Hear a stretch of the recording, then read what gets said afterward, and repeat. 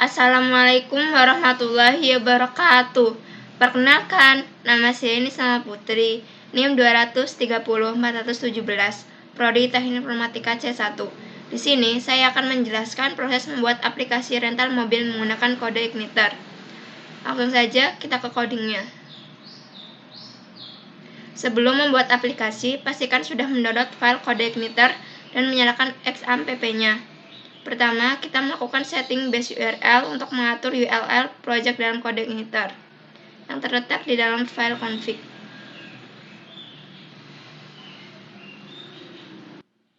Nah, di bagian sintak config base URL, kita tuliskan saja URL aplikasi yang sudah kita buat.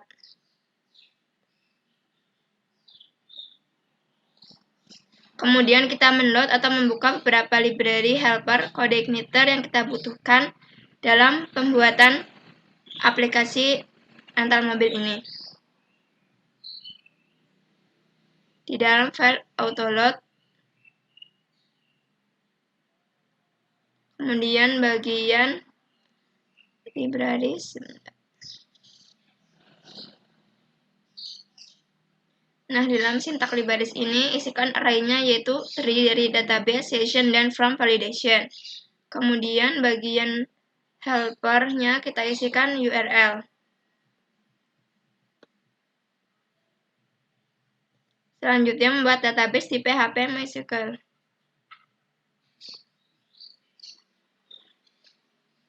Cara membuat database yaitu dengan mengklik new. Kemudian kita tulis saja nama database yang akan kita buat. Kemudian klik create. Jika sudah, maka tampilan database-nya akan seperti ini. Di sini di dalam database rental mobil terdapat 4 jumlah tabel, yaitu ada admin, customer, mobil, dan transaksi. Tabel admin akan kita jadikan sebagai tempat untuk menyimpan data admin, seperti nama, username, dan password. Kemudian, tabel mobil akan kita jadikan sebagai tempat menyimpan data seperti merek mobil, plat, warna mobil, tahun pembuatan mobil, dan statusnya. Kemudian pada tabel customer akan kita jadikan sebagai tempat menyimpan data customer atau data orang yang menyewa mobil, seperti nama, alamat, jenis kelamin, nomor HP, dan nomor KTP.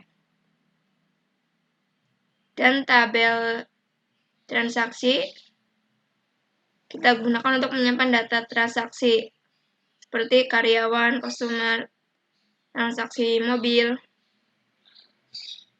mobil yang disewa, tanggal pinjam, tanggal kembali, kemudian harganya, denda, tanggal transaksi, total denda, status, dan yang terakhir tanggal dikembalikan. Setelah selesai membuat database, selanjutnya kita akan melakukan konfigurasi database untuk menghubungkan kode Igniter dengan database MySQL pada database.php. Nah, di dalam ini hostname-nya kita isikan localhost, kemudian username-nya root, kemudian password-nya kita kosongkan saja, kemudian database-nya kita tulis rental mobil karena sesuai nama database yang kita buat. Kemudian membuat model untuk membuat function pada file models mrental.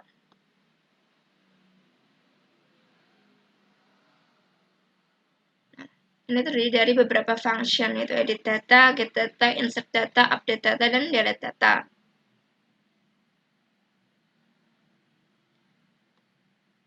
Insert data digunakan untuk menginput data ke database, kemudian get data untuk menampilkan atau mengambil data, kemudian edit data untuk mengambil data tertentu, kemudian ke halaman admin pada file controller admin. Nah, di dalam file controller ini berisi function yang akan kita jalankan di aplikasi. Kemudian kita membuat folder dengan nama admin di dalam folder view. Kita buat terlebih dahulu dengan nama admin.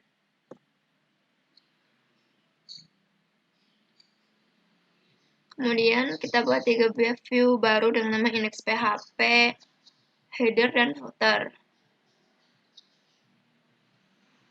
Kemudian kita membuat menu-menu yang terdapat di aplikasi rental mobil.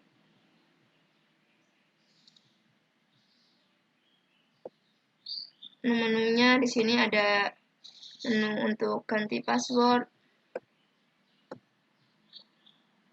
untuk mengganti password admin, kemudian ada customer add untuk menambah data customer, kemudian ada customer edit, ini sintaksnya untuk mengedit file, kemudian ada customer PHP untuk menampilkan data customer yang di dalam database. Kemudian di sini ada laporan filter, ada laporan PDF, dan laporan print. Untuk mencetak berapa jumlah transaksi dalam sebulannya. Kemudian ada mobil add. Ini untuk menambahkan data mobil baru. Kemudian ada mobil edit untuk mengedit data mobil. Kemudian ada mobil.php untuk menampilkan data dari database ke dalam aplikasi. Kemudian ada langsung saja kita masuk ke aplikasinya. Kita cek apakah aplikasinya berjalan dengan lancar atau tidak. Saat kita menulis localhost, kemudian flash dan rental mobil, lalu kita klik enter, maka tampilan pertama yang akan muncul yaitu from login. Kita isi saja username dan passwordnya. Kemudian kita klik login. Nah, jika berhasil, maka tampilannya seperti ini. Di dalam aplikasi rental mobil terdapat beberapa menu, yaitu ada dashboard, data mobil, data konsumer, transaksi rental, laporan, logout, dan untuk fitur untuk ganti password. Di dalam bot terdapat tampilan jumlah mobil, jumlah konsumer, jumlah transaksi, dan rental selesai. Terdapat juga tampilan mobil yang tersedia, tampilan konsumer baru, dan peminjaman riwayat peminjaman terakhir. Kemudian kita masuk ke menu data mobil. Nah, tampilannya seperti ini, terdapat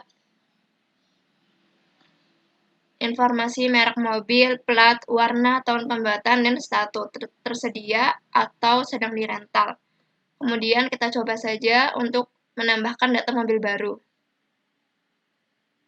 Misalnya di sini merek mobilnya Avanza.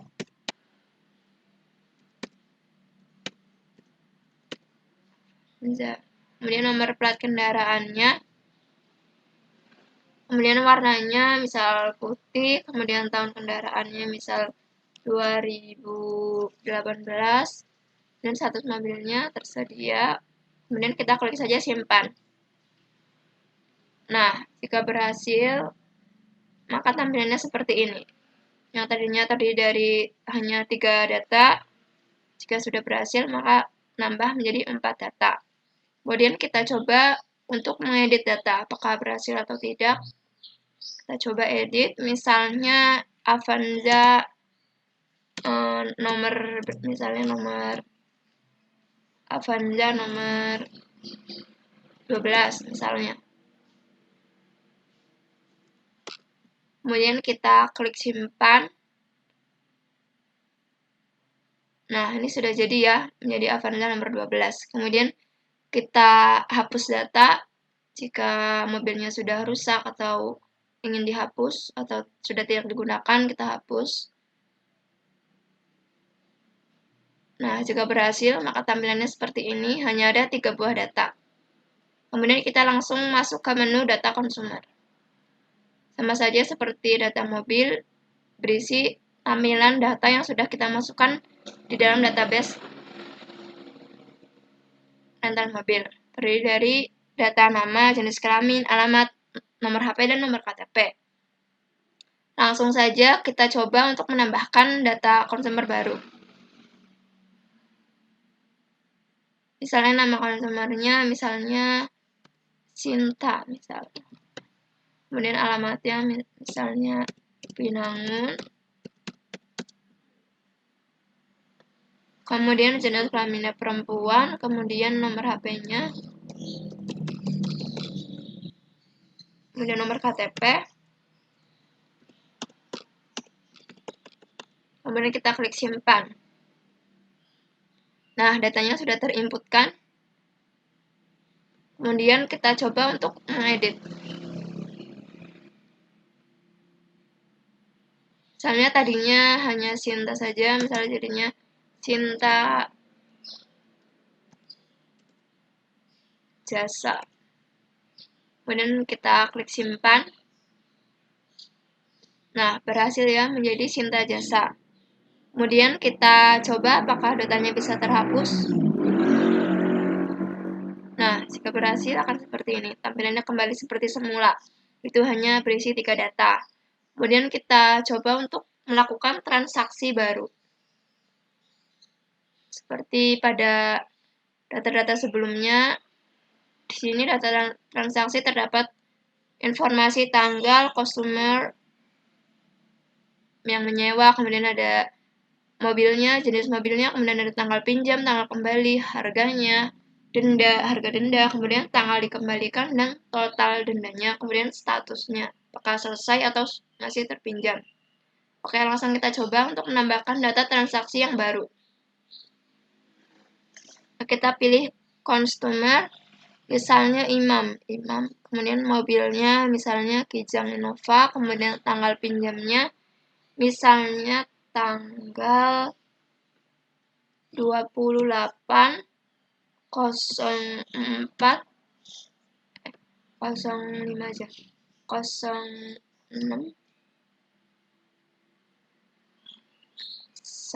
2022 sampai tanggal kembalinya batasnya misal tanggal 1/07/2022, kemudian harganya misal 5 juta, kemudian denda per harinya misal 10.000. Kemudian kita klik simpan, apakah akan berhasil atau tidak.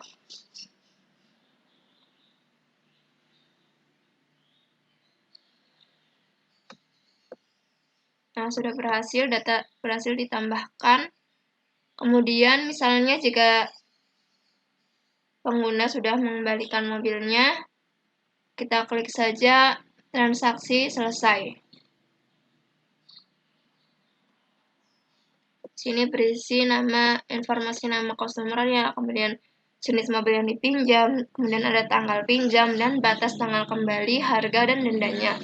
Kemudian kita langsung inputkan saja tanggal dikembalikan oleh consumer. Tanggal mobil itu kembali. Misalnya tanggal 03/07 dan 2022. Nah, di sini kan telat 2 hari ya. Harusnya akan muncul jumlah denda yang harus dibayarkan karena sudah telat 2 hari. Coba kita klik saja simpan. Nah, di sini terdapat total denda. Berarti aplikasi ini berjalan dengan lancar.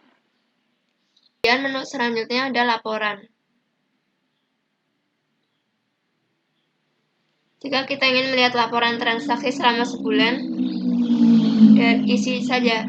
Misal kita mau mencari di tanggal 01/06/2022, kemudian sampai 30/06/2022. Kita klik saja cari. Nah, maka tampilannya akan seperti ini. Ini adalah data transaksi yang terjadi di tanggal 1 sampai tanggal 30 bulan 6 ini. Kemudian kita coba untuk mengeprint.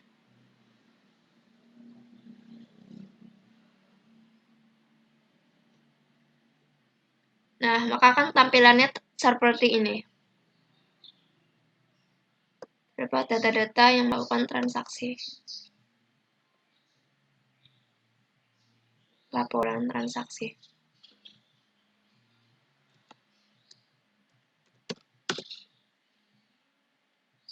Kemudian menu selanjutnya ada menu ganti password. Misalnya di sini password digantinya misalnya menjadi Yani 07, password barunya, kemudian ulangi passwordnya Yani 07, kemudian kita klik simpan, maka akan muncul tampilan password berhasil diganti. Kemudian kita coba untuk logout. Nah, muncul pesan Anda telah logout. Sekian dari saya. Apabila ada kesalahan kata, mohon maaf yang sebesar-besarnya. Terima kasih. Wassalamualaikum warahmatullahi wabarakatuh.